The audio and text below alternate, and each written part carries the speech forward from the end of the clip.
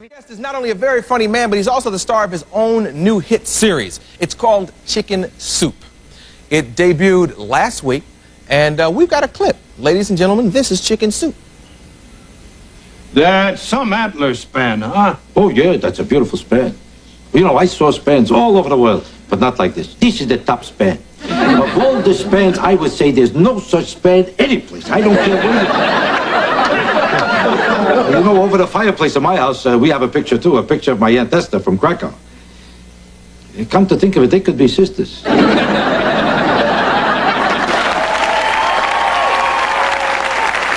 ready?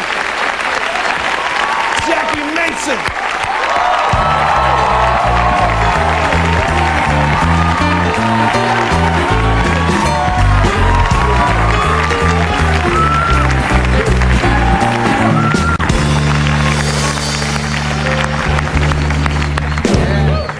Thank you, I'm a hit again.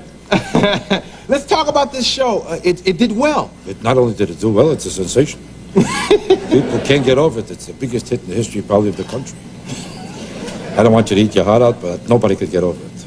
Now, it's I know a you hit. got your own troubles, but this is it. Do you feel like talking now? Is that it? Well, yeah, let's talk. Okay, you're not that busy. What else are you going to do now? Because it's a hit, are you going to ask for a raise? From you? No. From the network. I'm not that type of person. I can't stand people who decide to ask for raises after they make a deal, and the deal is a certain deal, and as soon as they do good, all of a sudden, I'm nauseous unless I get more money, I'm passing away unless I get this. I need 7 more cars, 9 more homes. They're very sick, low-class people to do that. You made a deal, you should stick with it. That's right. I'm not like you. I don't know if you heard about it. You know, when I'm going to tell you the truth, celebrities, in my opinion, really abuse their status as celebrities all over this country. They really abuse their status as celebrities. No. I see this happening all the time. Celebrities, like, take a look what happened just now with Zsa Zsa Gabor. Don't you think it's disgusting what she just did? It's literally disgusting.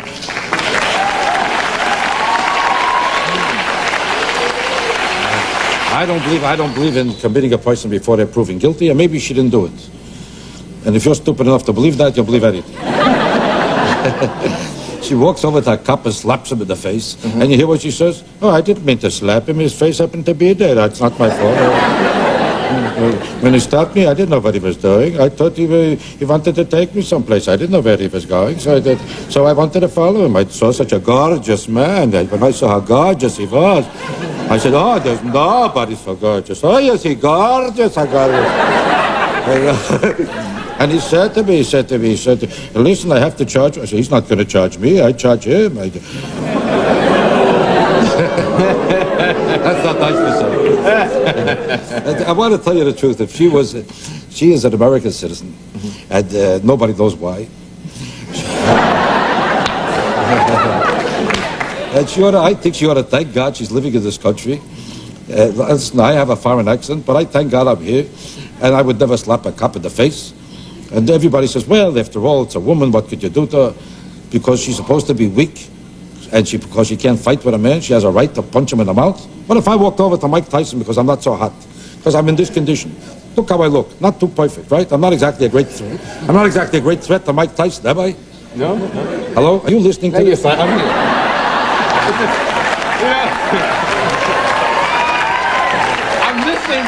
But all of a sudden, I got this strange fear because Mike is over there, and I was hoping you'd do the right joke. He's standing over there, but go on. Don't worry, he saw me. He got very nervous. He heard about my right hand. If the wind is with me, I could kill someone. But the truth of the matter is that's no excuse to take advantage of your weakness or your femininity that you could therefore punch a guy in the mouth and walk away with it. Yeah. Why don't you try this in Hungary, where she comes from? I would love her to be in Hungary and walk over to a cop and punch him in the mouth. I'd love her to do that. You think you'd ever lift us here again? That's right. She'd wind up in Siberia with somebody with chains over her and whips. No,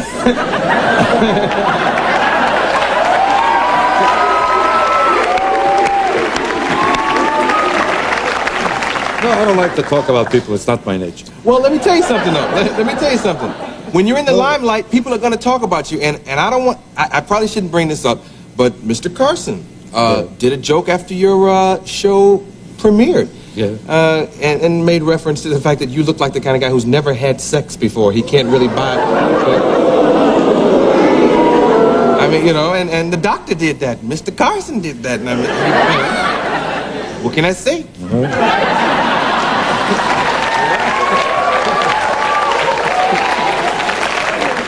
He means with a man or with a woman? What does he mean by I can't... what does he mean I never had sex before? I think it's a lot of nerve to say that. See, I didn't hear the joke. Somebody No, told I'm me not that he did talking a about joke. you. I'm talking about him to say I hope I quoted it right, because I don't want you to jump on Mr. Carson. No, because if I never had sex before, there's a lot of people around who would be very nervous about what was going on in that room at the time.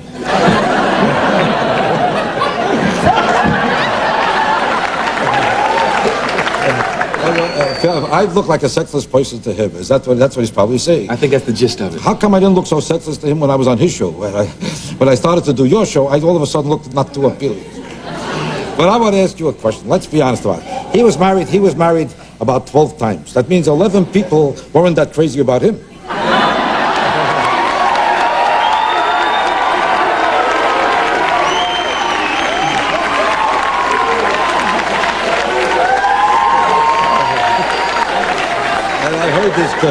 He's married now. It's not nice to say that. Although I heard she's looking for my number, but I won't be there.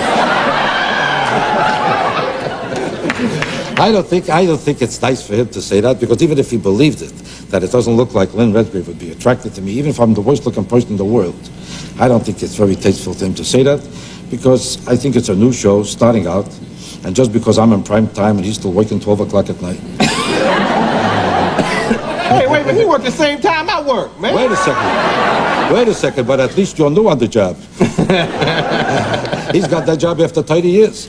And the point is that I don't think it's good taste to say that about a new show, to try to make it sound unbelievable so that nobody should get involved in watching a show that they might get excited about if he didn't louse it up.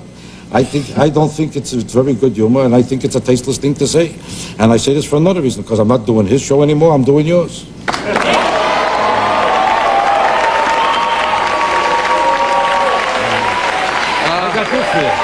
That's right. Well, let's be honest. If I'm unbelievable having sex, you think he's believable to me as a talk show host? He's not believable to me? And I never said that about him. I never said that about him. Did I ever say he was unbelievable as a talk show host? Never said it. See, you look believable to me. You know why? Because you don't look like you're made out to go to work for a living. For you, it's perfect. You look comfortable sitting on a couch. Everybody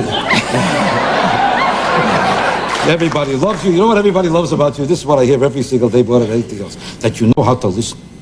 They don't know you got nothing to say. We'll take a commercial. We'll be back with Jackie Mason.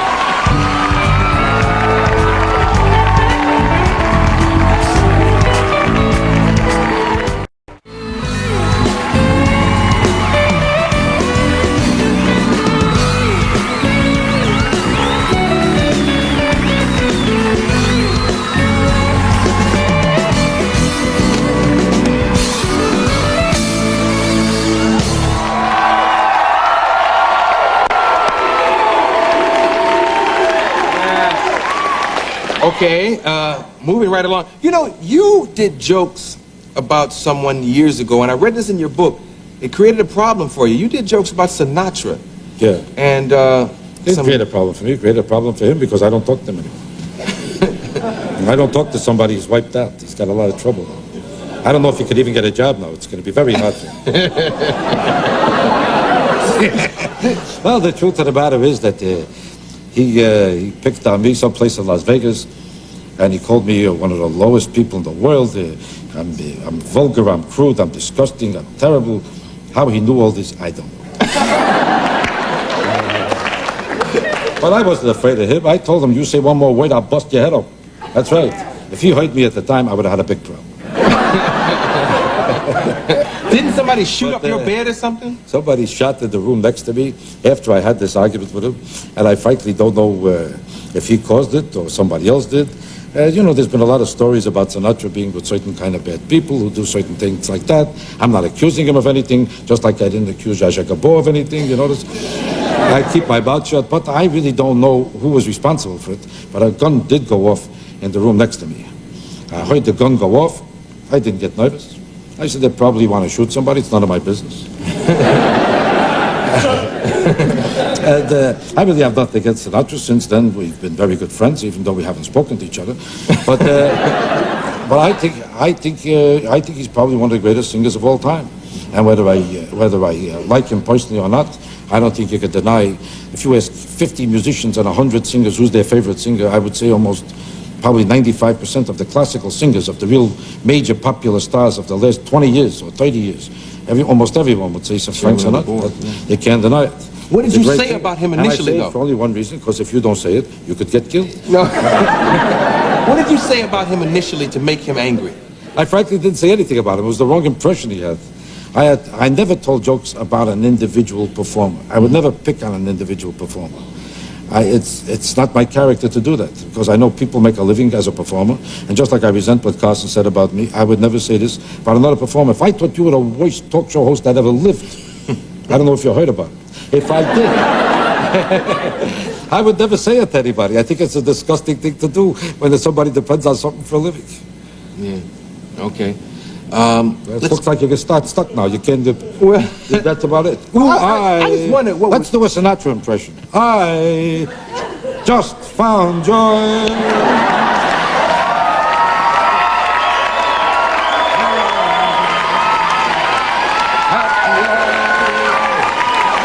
I'm happy as a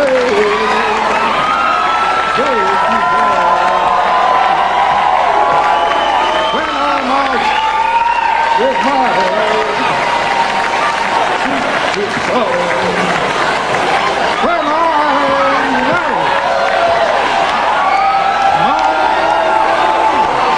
my Lorraine, baby, man, got it.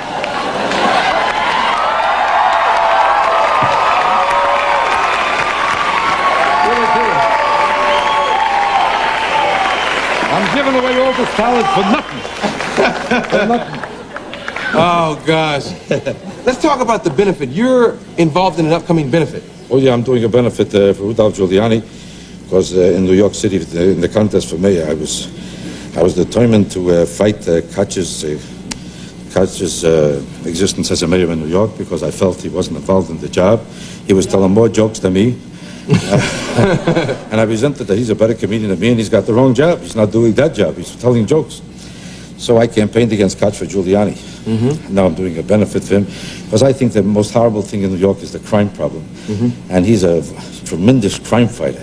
Yeah. So I'm doing the benefit. Not that I want to take any credit for doing a benefit. I hate the performers who think that they're doing the world a favor when they're doing a benefit. Yeah. What do they work so hard when they're doing a benefit? The benefit is more for the performer than for anybody else. I'm not saying it doesn't help people. Very often it helps a lot of people. But the credit they give themselves, what a great sacrifice. What's the big sacrifice? The guy's not working. He's sitting in the lobby without a job. And they tell him, if you could perform somewhere, you could help people.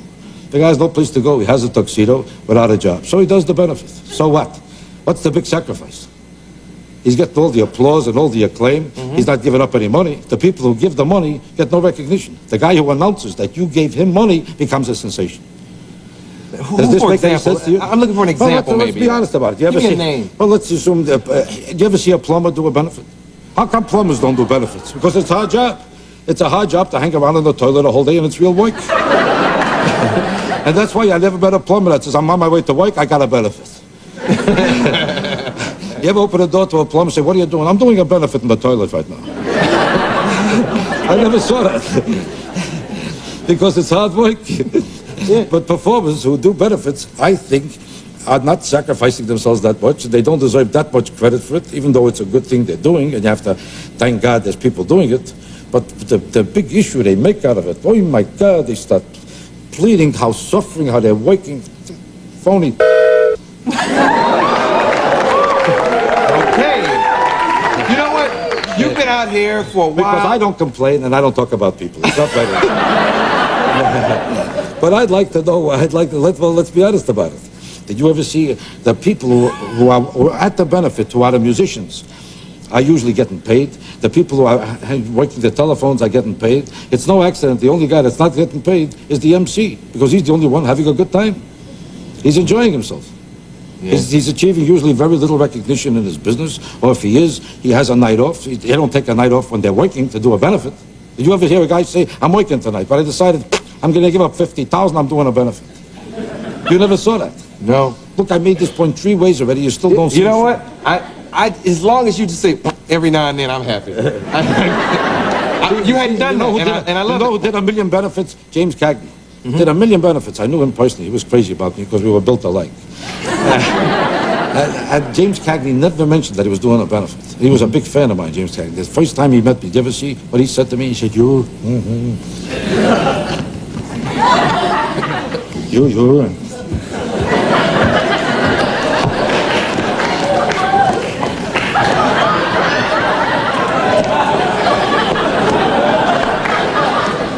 You got the knife to say to me.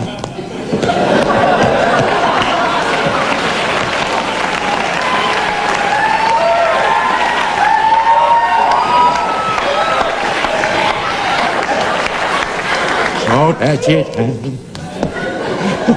There was Jackie nobody. Mason!